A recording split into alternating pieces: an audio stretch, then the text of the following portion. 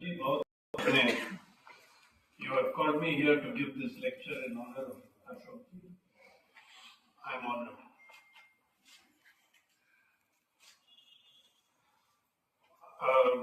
मैं महाराष्ट्र से आ रहा हूँ और वहाँ अभी भी बड़ा चर्चा चल रही है त्रिभाषा सूत्र के बारे में। मतलब मराठी, अंग्रेजी, हिंदी का 2-3 लैंग्वेज फॉर्मूला कह जाती है। मेरा तो अलग अप्रोच है। मैं 5 भाषाओं में बात कर सकता हूँ, लेकिन 5 भाषाएं में समान रूप से बुरी तरह होता हूँ। I speak all 5 languages equally well. आज मैं आपके साथ 1.5 भाषा फॉर्मूला, मतलब अंग्रेजी और हिंदी मिलके बात करेंगे, ठीक है? वहां जब मैं महाराष्ट्र में मराठी, कुछ दिन पहले मराठी साहित्य सम्मेलन नागपुर में सब्जेक्ट दिया आपको फ्रीडम ऑफ स्पीच, भाषा के आजादी, बोलने की आजादी, भाषण की आजादी। तो मेरा एक बहुत छोटा कंट्रीब्यूशन है उस स्पीच में। जो पत्रकार लोग रह चुका है 20-30 साल, हम सब जानते हैं कि हमारा देश में भाषण की आजादी का कोई प्रॉब्लम नहीं है। हमारा प्रॉब्लम है भाषण के बाद आजादी। जैसे देखो, जैसा बेचारा बैठा है उम्र काले 5-6 साल एक भाषण करके जिसमें गांधीयन वैल्यूज ला रहा है, बैठा है जेल में 5-6 साल। वो भी एक असमानता का ट्रेंड है। देखो, वो all are not equal before the law in this country. There is a grave legal inequality. There is caste inequality, class inequality, gender inequality, general social inequality, wealth inequality. मैं आज एक छोटी सी स्टोरी के बाद मैं बताता हूँ आपको। आप सब पढ़ा है पेपर में, लेकिन जो मैं कहने वाला हूँ वो पढ़ा नहीं। अभी 18 महीना 1.5 साल हुआ, अंबानी जी के परिवार में एक शादी हुई। मैं इसके बारे में लिखा, अंबानी की शादी। और उसका बेटा अनंत अंबानी, उनका शादी। बहुत जगह हुई शादी, मुंबई मेन बेस था, लेकिन प्री वेडिंग इवेंट्स यूरोप में पूरा घूम के आया। और मेन प्री वेडिंग इवेंट 3 दिन का जामनगर में हुआ। जामनगर ऐसा है, छोटी सी एयरपोर्ट है, छोटी सी एयरपोर्ट। आपको लखनऊ एयरपोर्ट दिखता है, आपको एक मेगा एयरपोर्ट है, उसको अगर आप जामनगर देखेंगे। लेकिन 3 दिन के अंदर जामनगर को इंटरनेशनल एयरपोर्ट स्टेशन दिया था। 3 दिन के अंदर। और एयर ट्रैफिक कंट्रोल, इसलिए कि इतना प्राइवेट लग्जरी जेट्स आया था और वो बड़ा ट्रैफिक था। एयर ट्रैफिक कंट्रोल किसने किया? वहां बेचारा एक आदमी बैठता है जामनगर एयरपोर्ट में, तो जितना प्राइवेट लग्जरी जेट सब आ गया, तो एक ट्रेंड कॉम्पिटेंस चाहिए उसको हैंडल करने के लिए। इंडियन एयरफोर्स ने किया। The Indian air force conducted the air traffic control of Jamnagar Airport for the day of the Ambani meeting.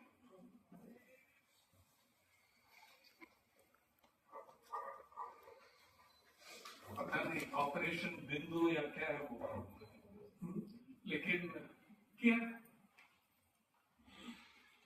Estimated expenditure उसके ऊपर 620 मिलियन डॉलर, मतलब 1.5 साल पहले था वो 5,000 करोड़ से कुछ ज्यादा। आज तो मैं कह नहीं सकता हूँ कि वो 18 महीने, पिछले 18 महीने में रुपया को हम खत्म कर दिया। 93 रुपया पर डॉलर चल रहा है, लेकिन जुलाई 2024 में 620 million dollars was about 5,000 plus crores। और मीडिया पूरी तरह उसको सेलिब्रेट किया। वो इतना बढ़िया था, इतना कौन कौन आया, शाहरुख और सलमान डांस कर नाच रहा है वहां, ये है।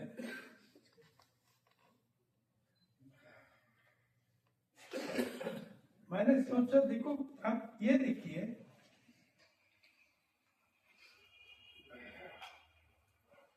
हमारा समाज का नैतिक ब्रह्मांड, उसमें कितना बदलाव आई 30 साल। The moral universe of our society, how much it has shifted in 30 years। अगर ये 30 साल पहले हुआ ये शादी, कम से कम 5-6 जन, विजय Tendulkar would have written a play, Ambani की शादी, और उसके ऊपर सटायर बना दिया, या गोविंद नेलानी या Shahid Mirza, undoubtedly they would have made films on this। Now the films that were made on it were celebrated। बहुत सारा वीडियो आप देख सकते हैं यूट्यूब पे, they are celebrated, greatest wedding in history, ये सब। तो आप याद रखिए कि the biggest owner of media in India is Ambani। The richest Indian in the world is Ambani। 12th or 14th richest man in the world, or something like that, in the first 20, Ambani। यहाँ बैठे हैं जो audience, आप लोग सब कभी कभी ETV Hindi देखते हैं ना, ETV Hindi, ETV Urdu, ETV Marathi, so people think that they are watching Eenadu TV, जो रामोजी राव जी ने फाउंड किया। लेकिन अभी 20 साल हो गया जब तेलुगु चैनल्स छोड़ के बाकी 15-19 चैनल अंबानी जी ने खरीद लिए, और वो जो व्हीकल था उससे खरीदा, एक इंस्टीट्यूशन बनाया, मजा आते हैं, उसका नाम इंडिपेंडेंट मीडिया ट्रस्ट। सबसे इंडिपेंडेंट है, सिर्फ अंबानी जी से इंडिपेंडेंट नहीं है। देखो ये the fact that this wedding went through with celebration in the media, which was not reflected among the masses and the people, it is, ये बहुत महत्वपूर्ण है कि ये शादी महाराष्ट्र में क्यों। अभी मैं 30 साल कवर कर रहा हूं कृषि संकट 7 राज्य में, और सबसे ज्यादा महाराष्ट्र। जिस महाराष्ट्र में ये शादी हुआ अंबानी जी का, अनंत अंबानी जी का, 5,000 करोड़ से ज्यादा खर्चा करके उसी महाराष्ट्र में हर साल सैकड़ों हजारों किसानों का शादी कैंसिल हो जाती है, इसलिए कि दोनों साइड का पैसा नहीं है, न लड़के की साइड पे या लड़की का साइड पे। पैसा नहीं है। एक साल में 2009 में मैंने स्टोरी किया, जिसको महाराष्ट्र सरकार ने डेटा दिया मुझे। हमारा एक दोस्त घुस गया, वो वसंत दादा पाटिल क्रांति बाबा इंस्टीट्यूशन में। महाराष्ट्र सरकार ने एक सर्वे किया, ये इसलिए कि हमने बहुत रिपोर्टिंग किया कि हर गांव में लड़की जो 25 और 30 साल के बीच में उम्र और शादी नहीं हो पाई। देखो, अगर गांव में आप लड़की हो, अगर आपको 22 साल तक नहीं होगा, you are over.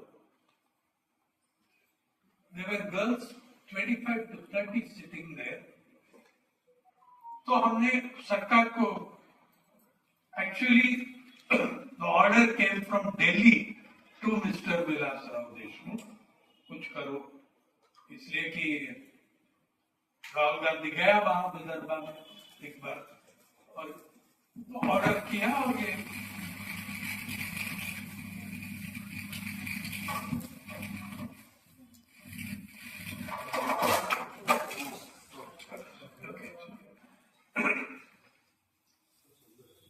विदर्भ है, विदर्भ रीजन जो है वो बहुत बड़ा है। लोग को समझ नहीं आता है कि विदर्भ पंजाब से 2 गुना बड़ा है। पंजाब का 50,200 स्क्वायर किलोमीटर, विदर्भ का 96,000 स्क्वायर किलोमीटर। केरल से 2.5 गुना बड़ा है। लेकिन सिर्फ 6 डिस्ट्रिक्ट में संकट डिक्लेयर किया, और वो 6 डिस्ट्रिक्ट में जो सर्वे किया, 3 लाख परिवार ओपनली डिक्लेयर किया कि हमारा बेटी का शादी नहीं कर सकते। We are unable to get our girls married, we do not have the money. तो 3 लाख परिवार मतलब 3 लाख लड़की नहीं, 3 लाख परिवार में 5 लाख लड़की भी हो सकती। देन हमने जब इन्वेस्टिगेट किया, जेडी हर्डिकर ने, मैं, ये भी निकला कि बहुत सारा आत्महत्या में ये एक फैक्टर था कि बेटी का शादी नहीं कर पाए, वो ह्यूमिलिएशन से लोग आत्महत्या करते हैं। तो देखिए, एक तरफ उसी राज्य और अंबानी की शादी से वो 1 घंटा का फ्लाइट है जहां वो आत्महत्या चल रहा है, जहां वो शादी कैंसिल हो रहा है। जिस राज्य में हजारों किसानों का शादी कैंसिल हो रहा है, उसमें आप एक 5,000 करोड़ का शादी लगाया, और एक भी अखबार, एक भी आधा सा एडिटोरियल नहीं, 10 पैसा का एडिटोरियल कमेंट नहीं किया।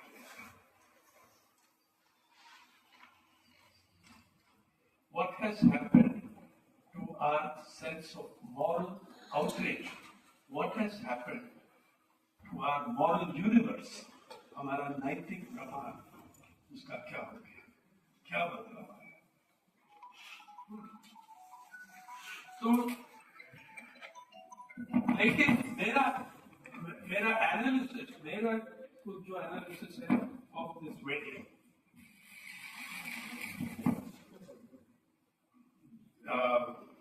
मेरा एनालिसिस है कि ये सिर्फ शादी नहीं है, एक शानदार व्यवसायिक निवेश। It was a brilliant business investment. Why do I say that? देखिए, जो पैसा 5,000 करोड़ अंबानी जी का पूरा धन दौलत में 0.27%, 0.2% of his wealth. He is not losing much.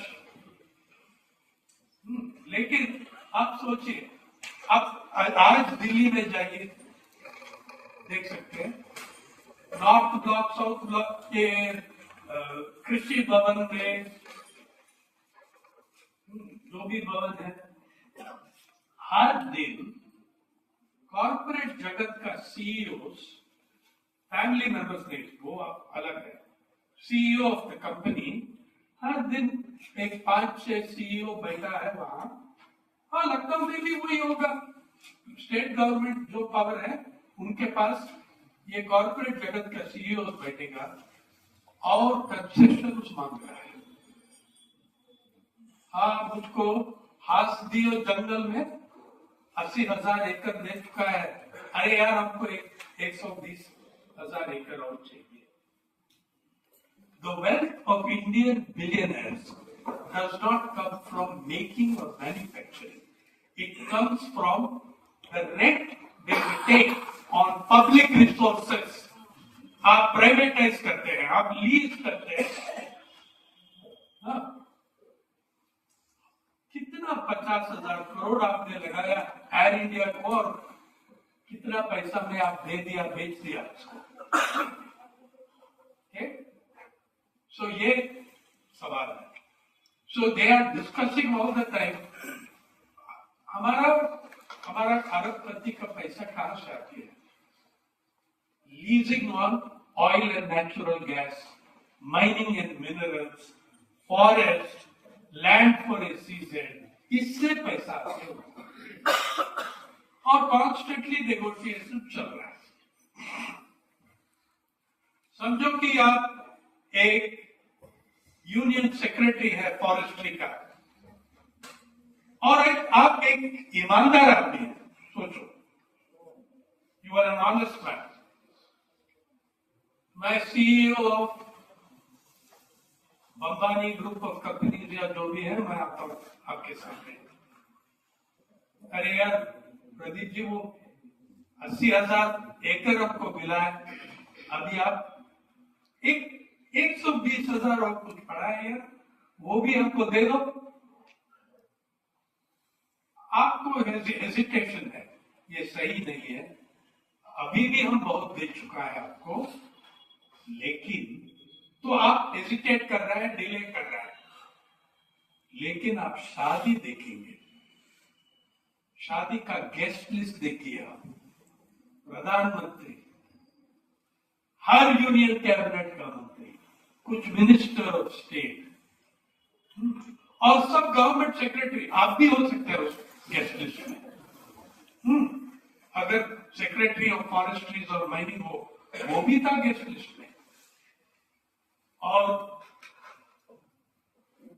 Hindustan में कितना सेलिब्रिटी, ए लिस्ट सेलिब्रिटी है, वो सब है, और देश का आधा मुख्यमंत्री और आधा से ज्यादा राज्यपाल, ये वहां गेस्ट लिस्ट है। जब ये शादी हो गया, फिर मैं आपका ऑफिस में आके पूछूं, आप ना कह सकते हैं? Would you dare tell me no? It's very difficult. You have seen that the entire bureaucracy, judiciary, I mean everybody, the executive, the parliament, they're all at the feet of my boss.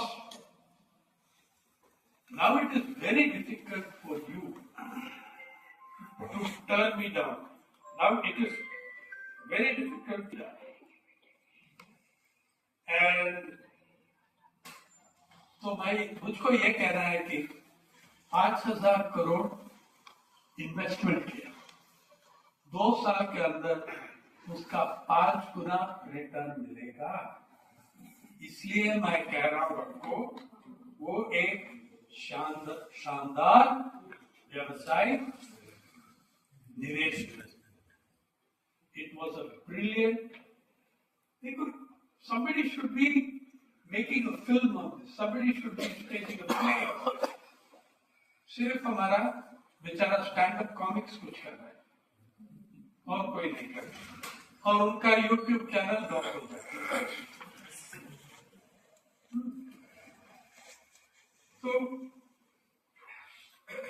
ये असमानता, ये wealth का असमानता है। अब अभी मैंने कहा प्रधानमंत्री, मुख्यमंत्री, यूनियन कैबिनेट। मैं आपको एक और नंबर देता हूं। 2004 में, आप सबको याद है, 2004 में 2004 से हर चुनाव में एक नया प्रोसीजर हमने लगाया, इलेक्टोरल एफिडेविट, जिसमें आप आपका पूरा वेल्थ स्टेटमेंट करते हैं, सेल्फ डिक्लेरेशन, सेल्फ अटेस्टेड, उसमें कोई इनकम टैक्स रिटर्न कुछ नहीं है, सेल्फ अटेस्टेड। अगर हम सेल्फ अटेस्टेड वेल्थ को देखेंगे, उसमें देखो ना, 2004 से 2024 2004 में एसोसिएशन फॉर डेमोक्रेटिक रिफॉर्म्स का डेटा है। 2004 का लोकसभा में वो 543 एमपी में, 543 एमपी में 30% करोड़पति था। 2009 में 2009 में 58%, 58% करोड़पति था। 2014 में 82% करोड़पति था। 2019 में 88% करोड़पति था, और 224 का चुनाव में 93% करोड़पति था। 543 एमपीज में 93% करोड़पति था, और उसमें 42%, और ये अरबपति में 42% 10 करोड़ से ज्यादा कमाने वाले।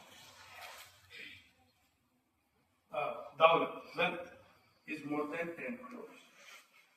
और एडिया, एसोसिएशन फॉर डेमोक्रेटिक रिफॉर्म्स, एक कैलकुलेशन, एक हिसाब भी लगाया कि कौन जीतता है ऐसा सिचुएशन में।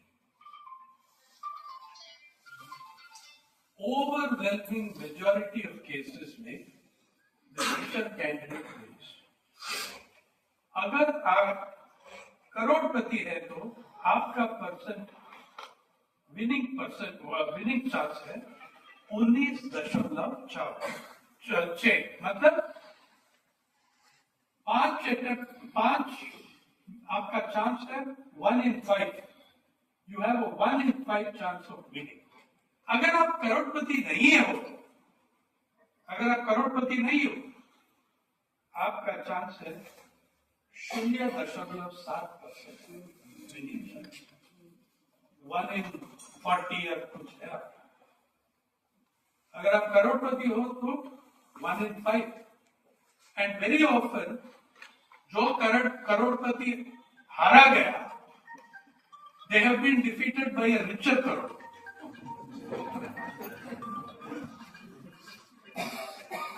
देखो मैं कह रहा हूं कि ये इस देश में आजकल, I am saying that elections in India are lost before the first vote is cast. I want you to think about 4 things that have been happening. They are lost before the first vote is cast. The incredible thing that has happened in the last 10 years is that the government and the ruling party have gutted and destroyed the funding ecosystem of the opposition parties. आप देखिए NCP का जो भी झारखंड में जो ruling party, उन सबका treasurer और फाइनेंशियल बैंकर्स कम से कम 2 साल जेल में था और बीच बीच में वो भाजपा को ज्वाइन कर देते और बाहर आते, या ज्वाइन नहीं करते लेकिन बाहर आके चुपचाप हो जाते हैं, जैसा अनिल देशमुख और नवाब मलिक। एक they don't speak in public. मैंने उस 24 इलेक्शन में बस्तर में था, छत्तीसगढ़ में था, 2-3 गांव है वहां। They have never voted for anybody but the Congress party, लेकिन एक भी होर्डिंग, पोस्टर, फोटो नहीं था। तो मैंने उन लोग से पूछा, यार क्या आप लोग भी डिफेक्ट हो गया? नहीं सर, पैसा नहीं है, 10 पैसा नहीं है बोर्ड लगाने के लिए, पैम्फलेट छापने के लिए, कुछ नहीं है हमारे पास। एक बात। दूसरी तरफ इलेक्टोरल बॉन्ड से कब्जा किया आपने 90% जो पैसा है इलेक्शन के लिए, उसमें जो इलेक्शन, और देखो इतना अन्याय, जो सुप्रीम कोर्ट ऑफ इंडिया वो जजमेंट कैसे क्या था, इलेक्टोरल बॉन्ड्स आर अनकॉन्स्टिट्यूशनल, लेकिन पैसा वापस करने के लिए कोई जरूरत नहीं। अरे भाई, कल मैं बैंक को लूट करूंगा, वो कहेंगे हमको what you did is a crime but you can keep the money. यही हुआ 90% से ज्यादा एक बात। और इलेक्ट्रल बॉन्ड का एक और factor, if I am the ruling party, I get to know who of you corporates are giving money to my opposition parties, और आपको सही कर दूंगा मैं। तो एक तरफ ये फंडिंग इकोसिस्टम, दूसरी तरफ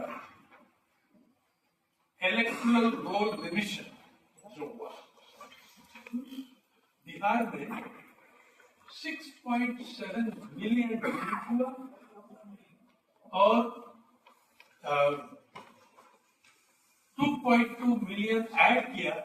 Nobody knows who the 2.2 million. Assam में हमारा आयराना जानू people's archive of rural India, अभी कुछ दिन में हम पब्लिश करेंगे आसाम से एक स्टोरी, जो 30 साल ओरिजिनल एनालिसिस से एक खादे रागी, he has fought this case,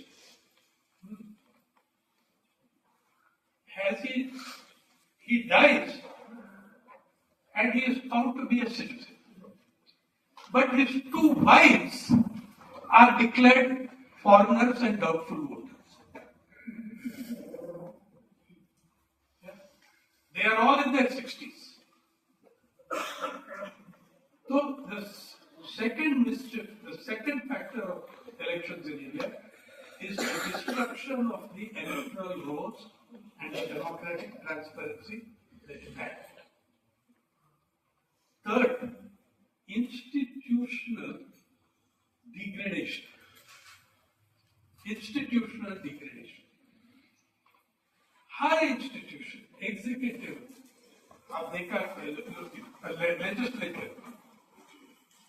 93% Crorepati, these करोड़पतिस are going to represent the poorest people in the world. Executive, judiciary, ये लास्ट अगस्त जस्टिस मुरलीधर ने एक किताब पब्लिश किया, incomplete justice, 75 years of the Supreme Court.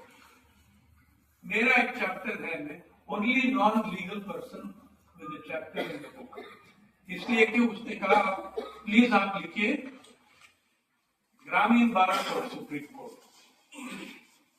मैंने कहा देखो एक ही पॉइंट है कि ग्रामीण Bharat, supreme court has no vision of rural India, it does not recognize an entity called ग्रामीण भारत, और एक छोटा सा कहानी बताता हूँ, how also the caste issues come into it, how the class issues come into it. 1991 में राजस्थान में बड़ा कांड हुआ, बड़ा मासकर हुआ, कुम्हेर मासकर, जहां 19-20 दलित खेत मजदूर मासकर हुआ। ये अपर कास्ट लैंडलॉर्ड के हाथ में। 10 साल के बाद मैंने गया वहां। नाउ एक डेकेड में चार्जशीट फाइल नहीं हुई। और मैंने बात किया चुन्नीलाल जाटव, आशा जी आपका पार्टी से है वो, चुन्नीलाल जाटव कुम्हेर गांव में जो सर्वाइवर था मासकर, इसलिए कि सरकारी एम्प्लॉई था वो, दूसरा गांव में गया मीटिंग के लिए, तो उसने कहा ये हुआ वो हुआ। मैं तो बहुत नाइव रहा, तो ऐसे चुन्नीलाल जी ऐसा नहीं हो सकता है, पुलिस तो ऐसा नहीं कर सकते हैं, आप हायर कोर्ट में अपील करना है, डायरेक्टली हायर कोर्ट में जाइए। He told me 2 things. एक तो I think one of the greatest quotes I have ever been told with wisdom. एक तो उसने बताया देखो ये सुप्रीम कोर्ट में नहीं जाने वाला है, जयपुर हाई कोर्ट से आगे नहीं जाएगा, हम सब दलित हैं। एक बात ये है। दूसरी बात उसने कहा सुप्रीम कोर्ट में जितना केस जाएगा ऐसे, हाँ फिर आपका पुलिस वाले इतना नॉनसेंस कर रहे हैं, आप जाइए। उसने एक सेंटेंस में he gave me the story of India, arbitrariness, impunity। उसने कहा साईनाथ जी, all the judges of the Supreme Court do not have the power of my one local havaldar.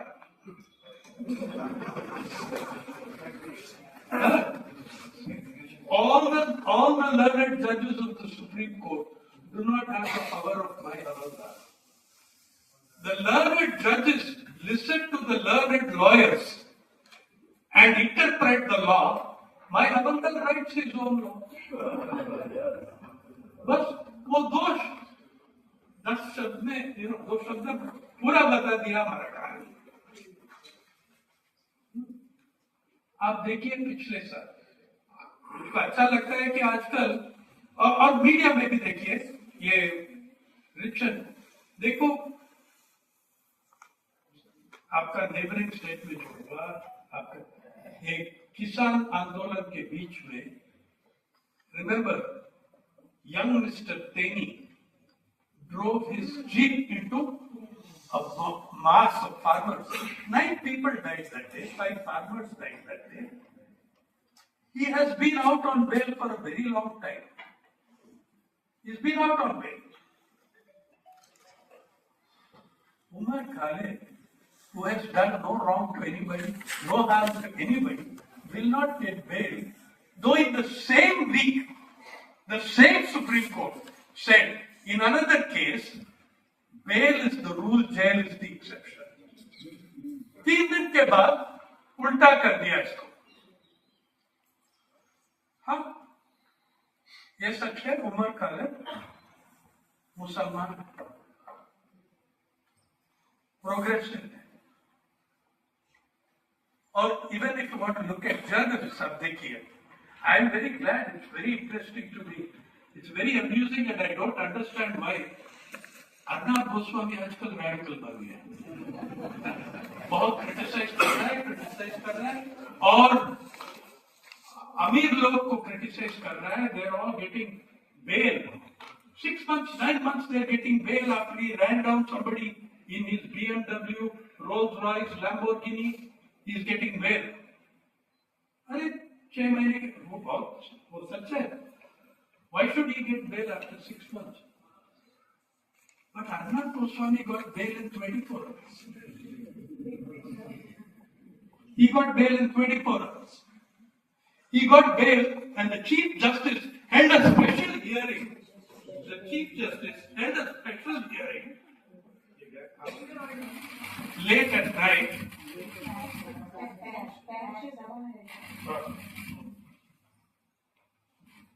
Evening hearing, and Justice Chandrachud says, history will not forgive us if we do not intervene at this stage, because it would be a gross violation of constitutional freedoms, blah, blah, blah, blah. वो क्या था अर्नब गोस्वामी का case? Abetment to suicide. Serious issue. Abetment to suicide of a contractor who did not receive payment for his work in their office and his home. ठीक है. उस दिन उसका arrest हो गया इसलिए कि उद्धव ठाकरे का शिवसेना गवर्नमेंट में था, तो उसने अरेस्ट किया और 2 दिन के अंदर सुप्रीम कोर्ट में चला गया और जिस दिन वहां मिला, बेल मिल गया। और उसके साथ साथ आप देखिए the case of Siddique Kappan, जो बेचारा अभी भी लखनऊ आ रहा है हर महीने। Arnab Goswami is from Noida and Assam and Guwahati. Siddiq Kappal is a poor stringer, ordinary journalist who comes from a village in Malappuram that I know. उसका जनसंख्या है 8,000 जनसंख्या है उसकी। 3 साल उसका क्राइम क्या था? उत्तर प्रदेश में पहुंच के he wanted to cover जो हाथरस रेप एंड मर्डर हुआ, उसको हाथरस को कवर करने के लिए आया। उसको यूएपीए के अंदर अरेस्ट करके बंद कर दिया। और जितना पत्रकार यूनियन संगठन, केरला यूनियन और वर्किंग जर्नलिस्ट, हम सब उसके लिए अपील किया, कुछ नहीं। और कोविड हो गया उनको, कोरोना वायरस, और उसको हॉस्पिटल में नहीं लिया। तो बड़ा एजिटेशन भी नहीं, वो कोविड का जमाना है, शाउटिंग नारा सब करके उसको हॉस्पिटल में लिया मथुरा में, और वहां हॉस्पिटल बेड को चेंज करके एक बोतल दिया, अगर आपको पेशाब करना है तो बॉटल में करो, आपको हर 2 घंटा किसी ने बाथरूम में नहीं ले सकता।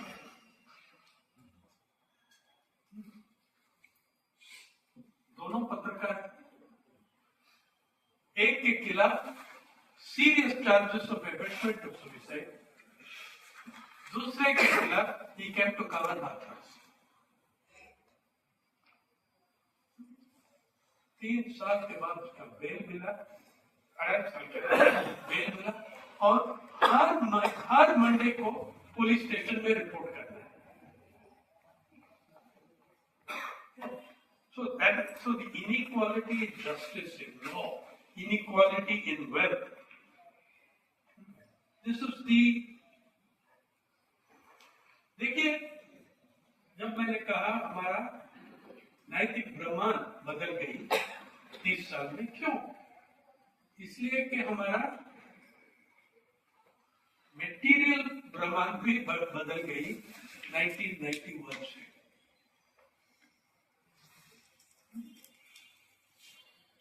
1991 में इस देश में एक भी अरबपति नहीं था। आप फिगर सब चेक कर लीजिए, इंटरनेट पे आपको मिलेगा।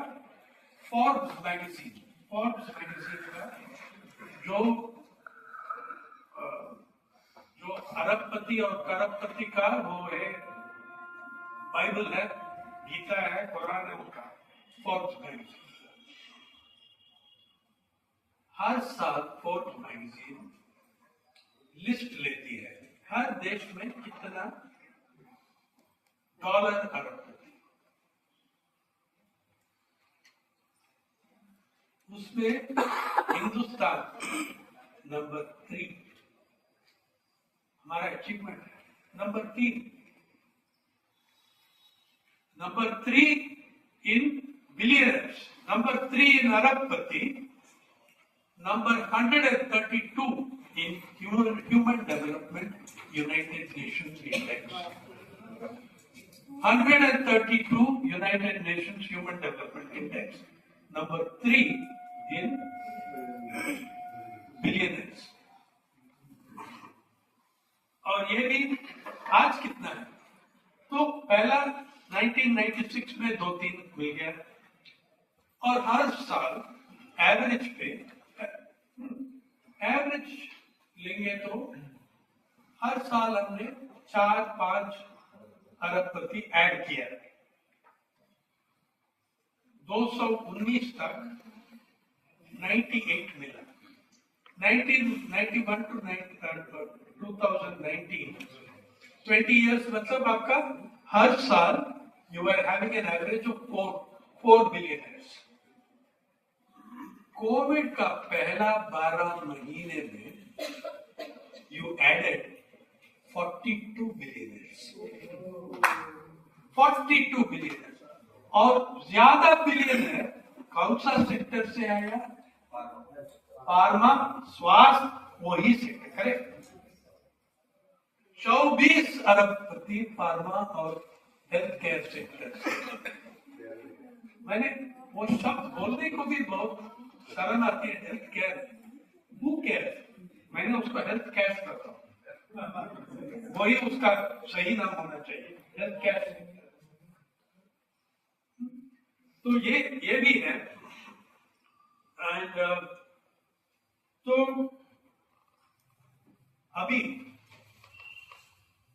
हिंदुस्तान का है 211 अरबपति डॉलर अरबपति और उनका क्यूमुलेटिव धन दौलत जो है तो आपका जीडीपी का 26% है भाई साहब। आपका जीडीपी कहता है कि 3.75 ट्रिलियन, हमारा 211 है, उनका पैसा है 1.05 ट्रिलियन।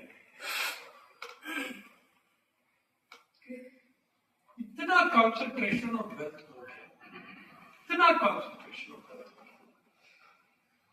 तो मैंने सोचा कि देखो कैपिटलिज्म ऐसा चीज है। हमारा जेएनयू डेज से हमारा जो इकोनॉमिस्ट दोस्त है, कुछ लोग ऐसा ही रहा, रेडिकल प्रोग्रेसिव, कुछ लोग डार्क साइड में घुसा गया। वो हमको एडवाइस देते हैं, देखो कैपिटलिज्म ऐसा डायनामिक चीज है, जो सही तरह से काम करते हैं,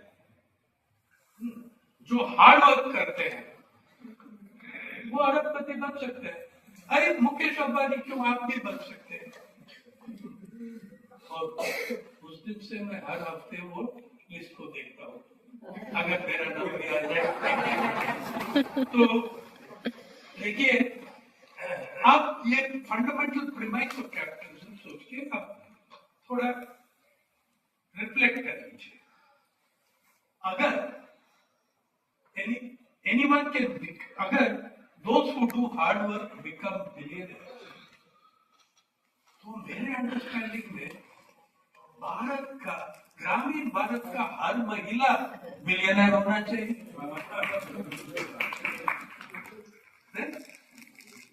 अगर हार्ड वर्क पे आप बिलियनर बन जाते हैं, not only rural India but Latin America, Africa में every rural woman should be a billionaire for the। अरे 5.5 घंटा करते हैं सिर्फ जो ट्रेडिशनल रोल्स में वाटर, फायरवुड, फ्यूल, फैचिंग, कुकिंग, जितना भी एजुकेशन बढ़ गया रोल्स नहीं बदला। और ये ILO और ऑक्सफैम में आपको डिस्क्रिमिनेशन इन वेज आप देखिए, सबसे बड़ा सेक्टर है फ्री लेबर में, अनपेड लेबर में सबसे बड़ा सेक्टर है केयर सेक्टर कहते हैं। केयर सेक्टर मतलब उसमें आते हैं health, caring for adults, disabled people, senior citizens, health care workers, ये केयर सेक्टर में। ILO को ये कहना है केयर सेक्टर में 90% से ज्यादा महिलाएं हैं और हर दिन आप गेस कर सकते हैं कितने गट्टे महिला और एडोलेसेंट गर्ल्स हर दिन कितना गट्टा टोटल लेबर को, how many hours of unpaired work, ये वर्क बिना पेमेंट, ये वर्क बिना पेमेंट, तो ये अनपेड वर्क के साथ कितना घंटा काम करते हैं महिला? हर साल नहीं, हर दिन 24 आवर्स इंडिविजुअली। वो नहीं, total unpaid work of women is number of hours cumulatively 12.5 अरब घंटे। The female population of the world, women and adolescent girls, they put in 12.5 billion hours of unpaid work daily. और उसका value क्या है वो भी कैलकुलेट किया, Oxfam ने कैलकुलेट किया, ILO का डेटा है, International Labour Organisation, United Nations का बॉडी। जब ये कैलकुलेट किया, ये अनपेड काम का वैल्यू क्या है? 10.8 खरब dollar. That is double the global spend on tech. Double the global spend on tech in the year that calculation was made. लेकिन इलॉन मस्क का पगार क्या होने वाला है इस साल से? 1 खरब dollar. One individual, when 1 billion women are doing unpaid work worth 10.8 trillion, और जब वो हिसाब हुआ, that was greater than the value of the top 5 tech companies in the world. Okay? Yeah. तो असमानता है, इतने सारे डिमेंशन है, ये सब असमानता, the inequality, legal inequality, wealth inequality, wage inequality, discrimination. The biggest discrimination is in terms of gender, and the biggest discrimination is that of marginalized community women, जिनको आप कहते हैं, आइवा कहते हैं, triple burden of caste, class and gender, नहीं, वही आप कहते हैं। That is the worst exploited person in the world. That is the worst असमानता in the world. ये we have to reflect on our own culpability, on our own role, on our own connivance with what goes on. अभी media inequality देखिए, media का हर साल, आप ये company का नाम सुना है? EY, Ernst and young, services company, consultant, वो सब कुछ। अर्न्स्ट एंड यंग हर साल मार्च 31 को एक रिपोर्ट डालते हैं। इंडियन मीडिया वैल्यू एस्टिमेट करते हैं मीडिया का। मेरे ख्याल में ये एक लिस्टेड कंपनीज का जो वैल्यू है वो ही करना है. How can Ernst & Young or you and I calculate the value of a newspaper called Champaran Times in Bihar? We can't get it. We do not have the means to calculate that value. लेकिन जो listed company है, जो बड़ा company है, जो करोड़पति का company है, जो अरबपति का कंपनी है, उसका वैल्यू हर साल एक बहुत तेज बढ़ रहा है, बहुत तेज बढ़ रहा है. 2025 में, पिछले साल में मीडिया का वैल्यू 2.7 खरब रुपया, 2.7 trillion rupees is the value of Indian media.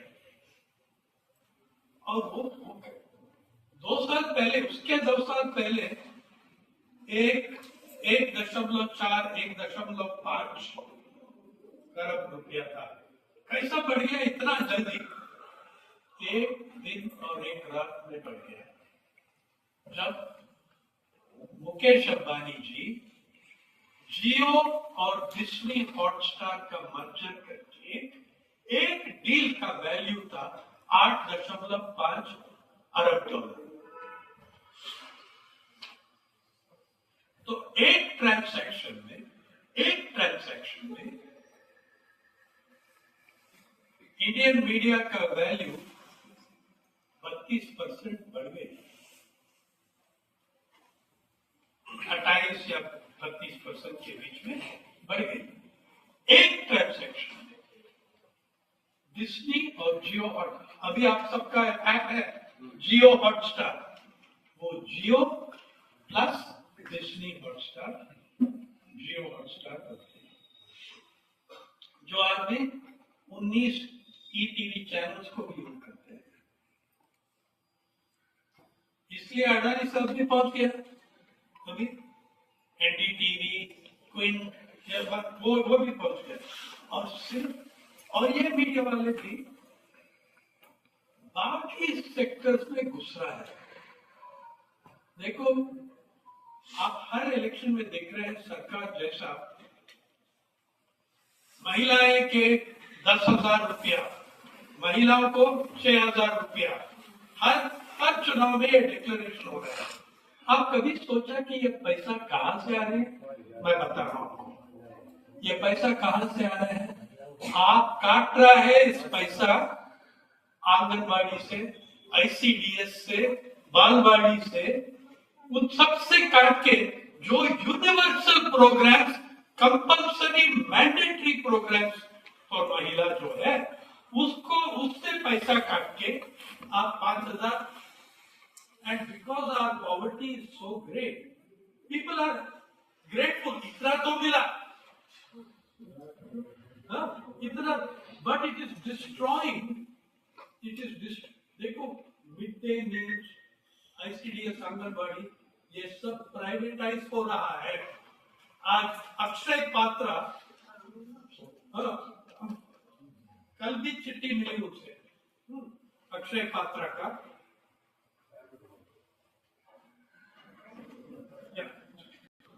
We are giving 2.4 million midday meals every day. और क्या मील है वो? सात्विक. नो एग, ना अंडा, ना प्याज, ना लहसुन, कुछ नहीं हो सकता है. बेचारा क्या खाएंगे? और ये सात्विक का 2.4 million children are getting. The state is getting out of midday meal scheme. और एक नवी मुंबई में एक मॉडल आंगनबाड़ी है. मालूम है किसका आंगनबाड़ी है? अडानी जी का. अडानी ग्रीन पावर थर्मल, वो प्लांट, अडानी प्लांट है नवी मुंबई में. एक बोल रहे हैं कि our employees did it on their own. और बढ़िया, एम्प्लॉइज तो you should be paying them much more if We have such nice people.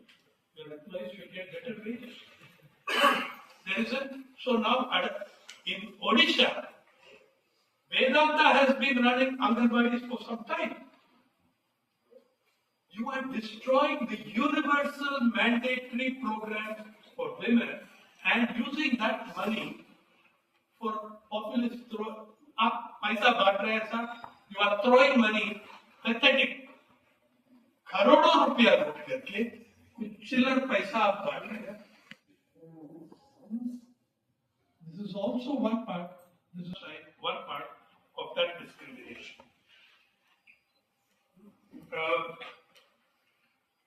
Then you have, so when whichever way you look at it, media inequality में come to किसान.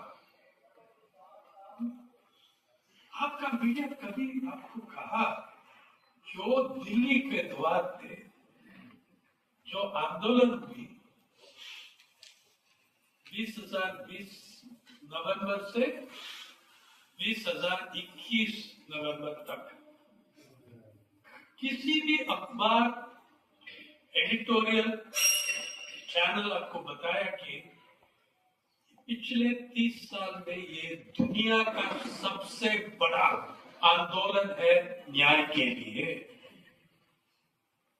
The largest program for justice, the largest democratic, constitutional, legal protest, जिसके खिलाफ आपने BSF, Punjab police force, Delhi police, Haryana police, CISF, CRPF, वहां एक आपने युद्ध किया. आज तक एक भी अखबार या चैनल या वेबसाइट जो कॉर्पोरेट जगत का मीडिया का वेबसाइट, एक भी वेबसाइट वो तीनों कानून का पूरा टेक्स्ट पब्लिश नहीं किया. They kept supporting it. Indian express जो जर्नलिज्म ऑफ करेज है, उनका एडिटोरियल एक पेक्यूलियर स्टाइल है. पहले सरकार को डांटते हैं. सरकार has been very bad. They have not sought to speak and convince the farmer. ये सब देहाती लोग हैं, समझा दो सही. They don't understand. Farmer understands much better than any of us what is going on. They may not understand clause 1 or clause 6, but they know that we are looting them. That's all you need to know. And Express would write this sympathetic editorial or the ant mein paragraph. However, the laws are very good. They should not be withdrawn. The laws are very good, it should not be withdrawn. अरे अगर ये law इतना अच्छा है तो पूरा आपका अखबार में छापो. क्या है कानून का पूरा टेक्स्ट दे दीजिए. I am proud to say People's Archive of Rural India was the first and the only publication to put the full text of the law with annotation. Okay? And also I want to tell you about People's Archive of Rural India. We publish हर दिन 15 भाषाएं में publish करते हैं, including Hindi, Bhojpuri, Chhattisgarhi. And from March we will add Sindhi also, because our aim is first that we should publish in all the languages of the 8th schedule of the Constitution. And so, I mean, और inequality का जो बात है वो तो पहले farmer और उसके बाद भाषाई इनइक्वालिटी के बारे में. फार्मर ये जब ट्रंप ने टैरिफ्स लगाया, पहले आपको ये आप जानते हैं कि जो मैंने कह रहा हूं वो सच है. Media never told you this is the largest struggle for justice in the world in 30 years. और ये भी है organized at the height of coronavirus. अरे 720 किसान मर गए वो कैंप्स में कोरोना वायरस से, हाइपोथर्मिया से।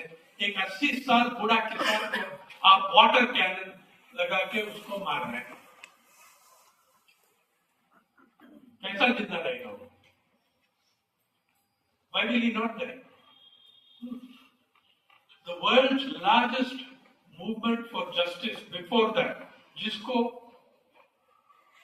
बहुत पब्लिसिटी मिला, वो occupy wall street in New York.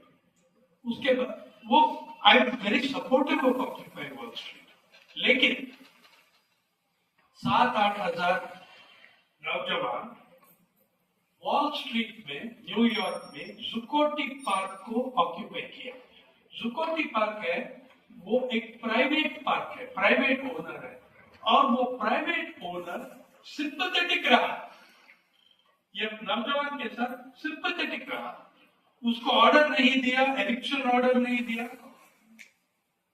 बच्चे लोग हैं, रहने दो, नारा लगाने दो, वो ना डेमोक्रेटिकली कर रहा है।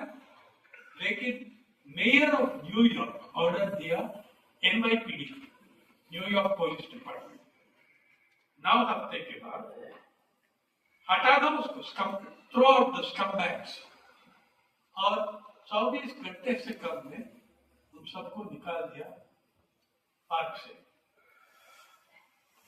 आपका किसान लोग 9 हफ्ते 54 हफ्ते रेजिस्टेंस किया। दिल्ली का सबसे बुरा विंटर 40 साल में, दिल्ली का सबसे बुरा समर 10 साल में, और rains were one of the worst, unseasonal rains, unusual rains, तब भी वो नहीं छोड़ा। और आपका मीडिया कैसा कवर किया? अगर आप सिंगू, टीकरी, गाजीपुर, शाहजहांपुर में गया होगा, you would have heard the slogan, every second नारा, हर 2 नारा में क्या नाम आती है? अंबानी, अडानी। टीवी पे दिखाए आपको अंबानी, अडानी का नाम लेना है, Ambani, Adani, Ambani, Adani. How can you do anything? Ambani is the biggest media owner in the country, and Ambani is the most powerful person after the Prime Minister and Shah. So you don't do anything. The Indian media disgrace themselves in these last 10 years. और मैं आपको ये भी बताता हूँ, media एक तरफ है, 20 साल पहले, 40 साल पहले मीडिया, पत्रकारिता सब एक ही है, लेकिन पिछले 10 साल में मीडिया और पत्रकारिता अलग हो गया, एक डाइवोर्स हो गया। मीडिया है जो प्रॉफिट सीकिंग इंस्टीट्यूशंस जो है, वो उनका एम है प्रॉफिट। आप मरो जियो, इट्स नॉट माय प्रॉब्लम, मेरा प्रॉफिट है। जर्नलिज्म एक अलग, पत्रकारिता एक अलग चीज है। इस देश का सबसे बड़ा पत्रकार कौन था? Gandhi, Ambedkar, nowhere in the world दोनों 3 अखबार फाउंड किया, each of the Ambedkar, Mukh Nayak and 2 others, Gandhi, Indian Opinion, Harijan, Young India, they both published newspapers under very difficult circumstances. Ambedkar had to close, all of them had to close because they couldn't afford after a while. And yet, which journalist sitting in this hall can say that I have 142 volumes of published collected works? उन दोनों के बीच में 142, और अंबेडकर का पूरा publish हुआ नहीं अब तक, कंट्रोवर्सी हो, अभी भी कुछ बोल नहीं पड़ा, पूरा पब्लिश नहीं। और तीसरा जो है हमारा माय इंस्पिरेशन इन जर्नलिज्म, आप लोग सब जानते हो कि ये मार्टिन है, रेवोल्यूशनरी है, पॉलिटिकल एक्टिविस्ट है। अरे हमने ये भूल गया कि Bhagat Singh was a professional पत्रकार, he was a professional journalist, the only Indian journalist who wrote independently in 4 languages. Akali magazine में पंजाबी में लिखा था, वीर अर्जुन में हिंदी में लिखा था, प्रताप में उर्दू में लिखा था, अंग्रेजी में बहुत जगह में लिखा था। 2 साल अंडरग्राउंड कोलकाता में वो बांग्ला भी सीखा और 1-2 आर्टिकल उसमें लिखा। And his last days in prison he learn Persian, Farsi. Yeah, and he published all his work, he wrote all his work, he published all these articles, और उनका बहुत सारा आर्टिकल हमारे पास नहीं है, इसलिए कि वो स्यूडोनिम के अंदर, स्यूडोनिम के नीचे लिखा, फॉल्स नेम में लिखा। But remember, he writes in Punjabi, Urdu, English, Hindi. He learns Persian, he's writing in Persian, he wrote 1 or 2 things in Bangla, and all this he does before he is hanged at the age of 23. अरे मैंने 23 में शुरू किया मेरा पत्रकार, JNU से UNI में घुस गया मैंने। I started what this man has achieved at an age where I had not begun journalism, उससे ज्यादा क्या इंस्पायर होगा? ये पत्रकारिता है। अडानी अंबानी जी वो मीडिया है, ये अलग चीज है, अलग चीज है, टोटली डिफरेंट बॉडीज।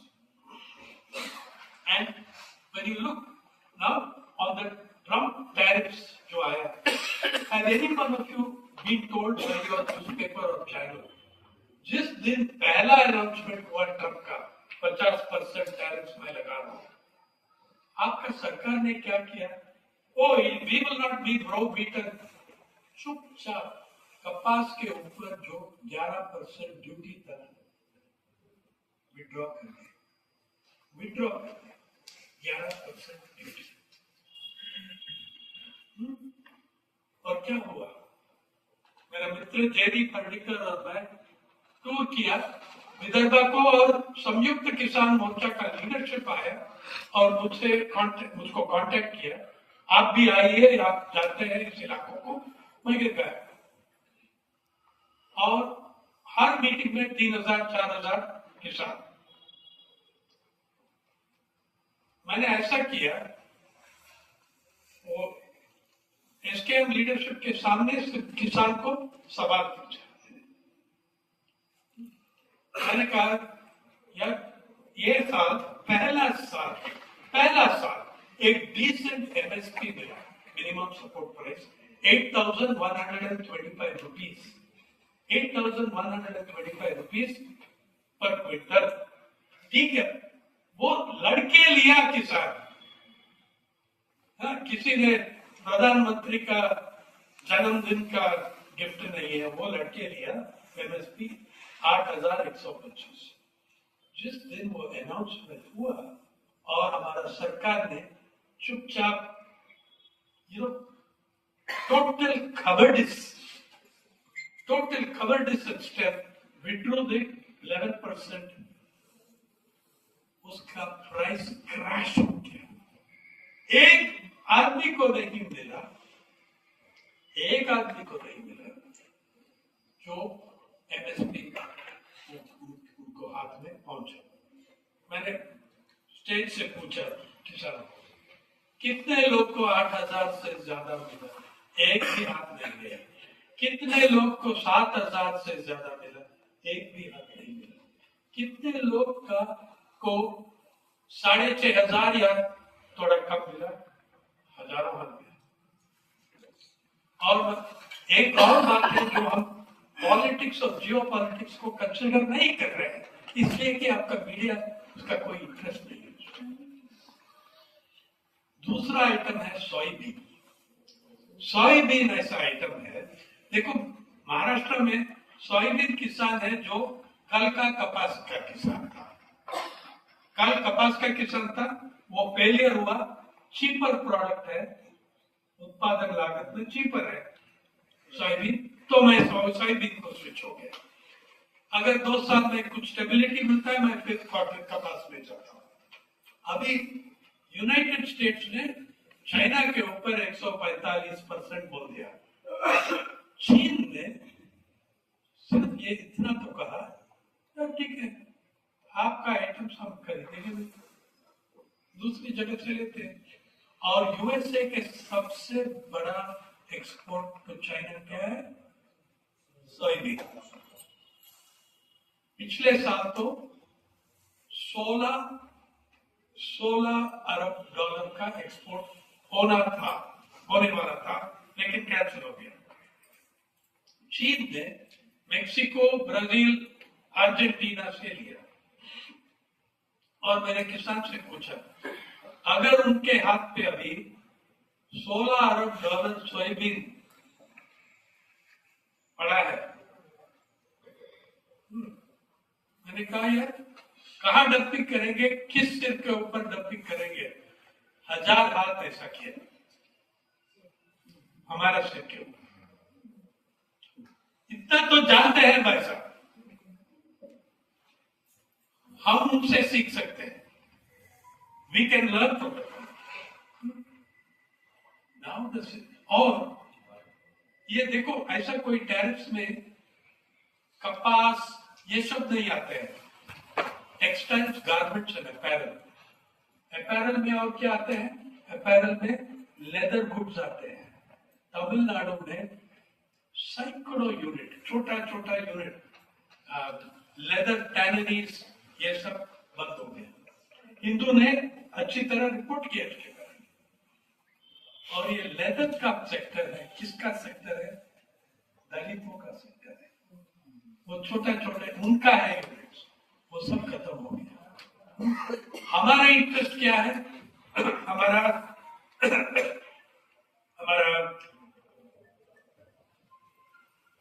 अभिजात वर्ग, हमारा एलिट का इंटरेस्ट क्या है? H1B वीजा, बड़ा फार्मा, और आप इसके बारे में पढ़ते हैं। तो अब जो भी, और लास्ट में अब देखिए, जो मनरेगा कोविड की समय में मनरेगा ने it save millions of lives in this country, millions of lives. जब लोग, करोड़ों लोग शहर छोड़ के वापस गांव चले गए, क्या काम किया था उसने? मनरेगा पे काम किया था। Mahatma Gandhi national rural employment guarantee programme. अभी आपने इसको, और जब कैपिटलिज्म की बात करेंगे, मेरा एक और एक्सपेरिमेंट किया मैंने। मेरा इकोनॉमिस्ट मित्र बोला ना हमको, अरे आप भी हार्ड वर्क करो, हाँ मेहनत करो, आप भी अंबानी बन सकते हैं। ठीक है, I said let me check, can a common man, ये बहुत बिग जोक, लेबर की, when we talk of labor, common man is 9 times out of 10 a common woman. Yeah, such. And देखो इंडियन, हमारा कृषि सेक्टर में 65% agricultural workers, खेड़ूत मजदूर कौन है? महिला है। अगर इस देश का महिला किसान और खेड़ूत मजदूर 10 दिन का स्ट्राइक पे जाएगा तो the nation starves. Please understand this. तो मैंने सोचा ठीक है, मैं कंपेयर करता हूं। common man, we can take common Indian as somebody who is working on NREJ. NREJ का वेज है 294 rupees एवरेज, दिन का national average of NREJ wage 294 rupees. Ambani का धन दौलत, अगर मैं चाहता हूं, if I work very hard, can I also make as much money as Ambani has made? अरे जवाब है, पॉजिटिव जवाब है. You can. थोड़ा समय लगेगा. 340 million years. लेकिन ह्यूमन रेस का लॉन्जेविटी बढ़ रहा है, थोड़ा ऑप्टिमिस्टिक रहना है. What was our longevity lifespan at independence and what is it now? So 340 million years. Okay, I said okay, let us be more modest.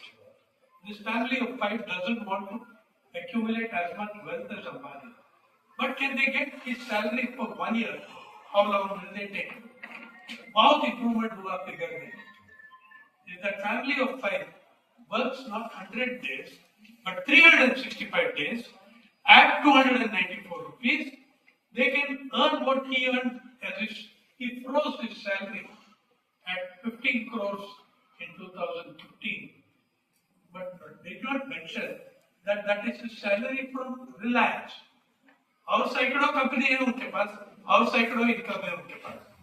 लेकिन you can do it as a family of 5 in NREGA. You can do it in 5009 years. ठीक है? तो ये है. पहले and भाई अंबानी जी का धन दौलत है. आपका कृषि बजट से,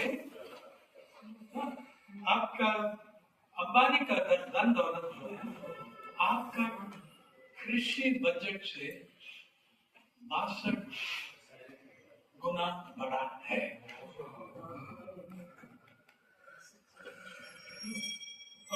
सॉरी नहीं, हमारा अरबपति का 62 times greater than the 211 Arabpatis. Ambani's is about 7.5 times the size of our agriculture budget. Okay. Now, the whole question of, I think that what we should be doing, you have looked at class inequality, caste inequality, legal inequality, social inequality, media inequality, farmers and FTA. मैंने आपको ये, I want to persuade you, ये एक policy का चीज नहीं है. ये पॉलिसी सही करो, सब ठीक हो जाएगा, ऐसा नहीं. हाँ, 1991 से हम एक नया आर्थिक नीति अडॉप्ट किया. उसमें एक पॉलिसी नहीं, 1000 पॉलिसी थी. और मैंने आपको ये कहना चाहता हूं कि जब तक हम कैपिटलिस्ट मॉडल एक्सेप्ट करते हैं, ये ही हमारा कर्म. There is nothing else can happen as long as we accept this model of money, because that is what is going on. मैंने आपको ये भी कह रहा हूं कि what we can do,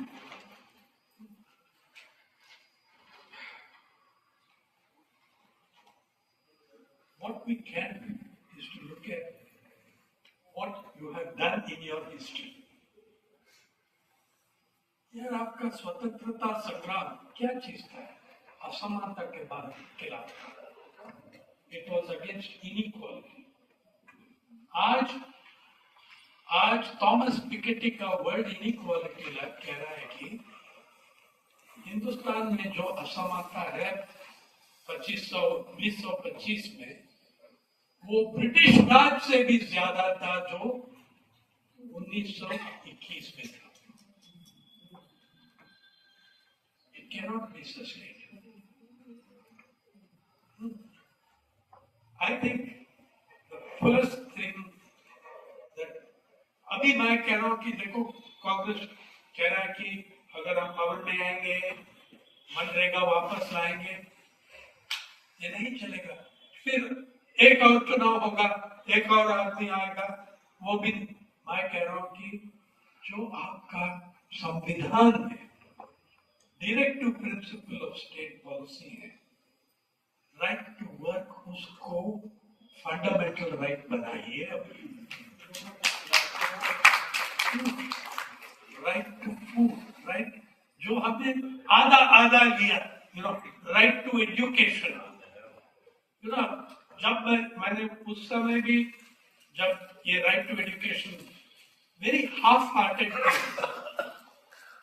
मुझको याद आई एक old saying, you cannot be a little pregnant, you cannot be a little bit pregnant. यार अगर बच्चों को लाओ और नहीं या नहीं लाना। तो अभी जब मैंने हरियाणा में भी हमारा पारी का करस्पॉन्डेंट एक ड्राइवर का बेटी से बात किया, आपको कैसा लग रहा है, आप वो बड़ा स्कूल में जा रहा है, वो अरबपति का बच्चे हैं, आप उनके साथ कैसा इंटरेक्ट करेंगे।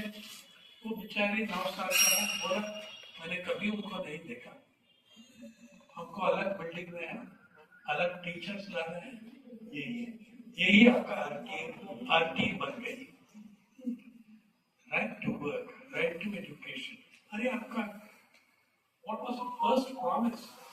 Free and compulsory education for all up to secondary level within 10 years of the adoption of this constitution. वो था आपका promise. Yeah. I'm saying there are about half a dozen principles in that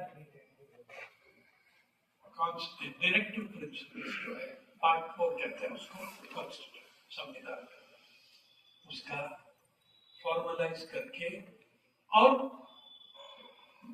उसके लिए legal support और precedence है। In the last 50 years, Supreme Court of India has given 3 rulings. The last one was by Justice Ganguly, Ashok Ganguly, which said the directive principles of state policy in Part 4 are every inch as important as the fundamental rights of Part 3. तो एक precedence भी है supreme court का judgements में। If we start doing something on that, we will be moving to an entirely different level.